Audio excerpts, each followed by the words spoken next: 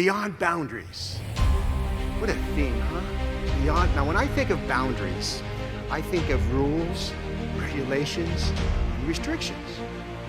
And I think of the parents and the teachers and the supervisors who hold us accountable with regard to those boundaries.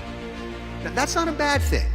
I know if you're like me, I need supervisors. I need someone holding me accountable to do the right thing.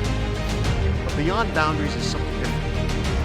I think of those leaders, those teachers, those supervisors, those parents who inspire us to go beyond the code, to do more than we have to do it not because they tell us, but because we want to.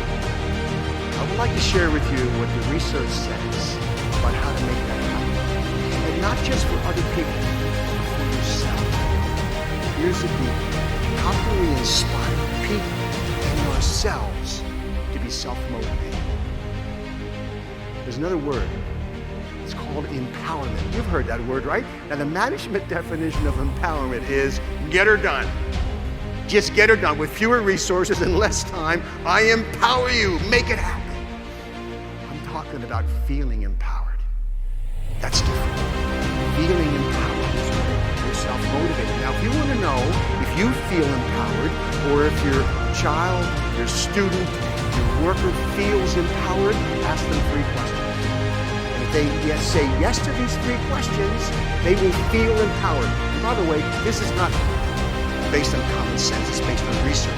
But you've been there, so you feel like common sense. Question number 1, can you do it?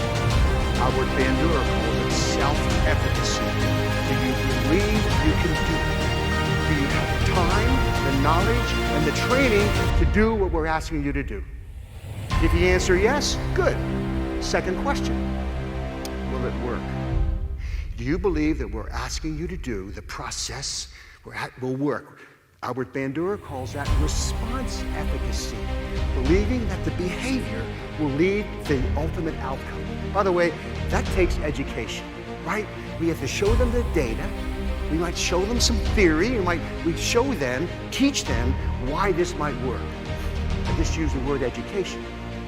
Earlier, I used the word training. Is there a difference? In elementary school, we call it education.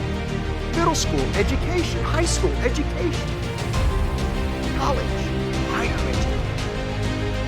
Then you go to industry, what do you call it? Training. You have your training department. There must be a difference. Well, you know the difference. Do you want your kids to have sex education or sex training? And your kids might answer the question differently. Because you know that training means you do the behavior and you get feedback. That's powerful. Powerful. Have you ever heard this word, online training? It's an oxymoron, isn't it? I mean, training is watch the behavior. Online training, it's like plastic silverware, jumbo shrimp, legal brief, country music. I mean, it doesn't work. Okay, so if you answer yes, it will work. Third question. Is it worth it? So we've had a training question, we've had an educational question. This is the motivation question. Do you believe the consequences? This is about consequences. B.F. Skinner taught us this. Selection by consequences. Dale Carnegie quoted B.F. Skinner and said, from the day you were born, everything you did was because you did something. Is it worth it? We have to convince people that it's worth it. Now, by the way, if you answer yes to those 3 questions, you feel competent. Am I right? You feel competent at doing worthwhile work. You've all been there. When you feel competent at doing worthwhile work, you're more likely to be self-motivated. You've been there. No one has to be looking over you. You feel competent. Now, here's the challenge, leaders, teachers. How do you inspire people to feel confident? When you give them feedback. You give them recognition.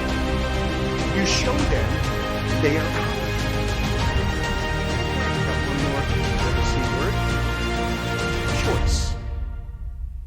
your common sense will tell you. When you believe you have a sense of autonomy, a sense of choice in what you're doing, you feel more self-motivated.